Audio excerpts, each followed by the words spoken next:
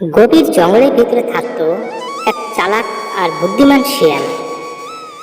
সবাই তাকে ডাকতো বুদ্ধির মাস্টার শিয়াল, কারণ সে নিজের বুদ্ধি দিয়ে বিপদ থেকে বাঁচত না, অন্যদেরও সাহায্য করত।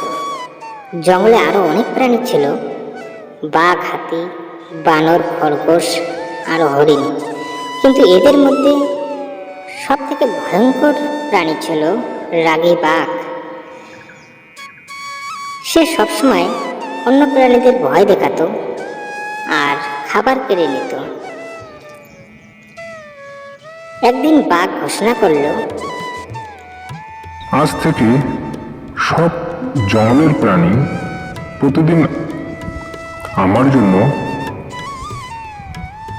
খাবার নিয়ে আসতে হবে, না হলে আমি সবাইকে খেয়ে ফেলবো।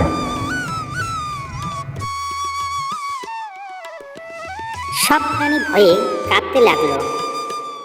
কেউ সাহস করে কিছু বলতে পারল না।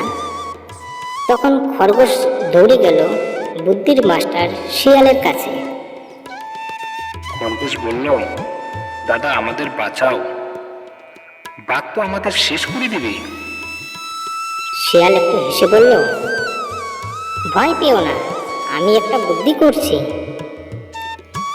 পরের দিন যখন বাঘ খাবারের জন্য অপেক্ষা করছিল, তখন শিয়াল একাই তার সামনে গেল, কিন্তু তার হাতে কিছু ছিলই না। বাঘ গর্জে উঠল, খাবার কোথায়?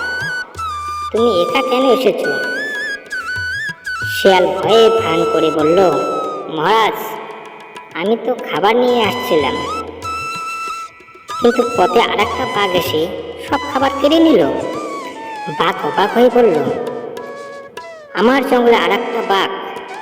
শিয়াল মাথা নেড়ে বলল, হ্যাঁ মহারাজ, সে বলছে এখন তার সব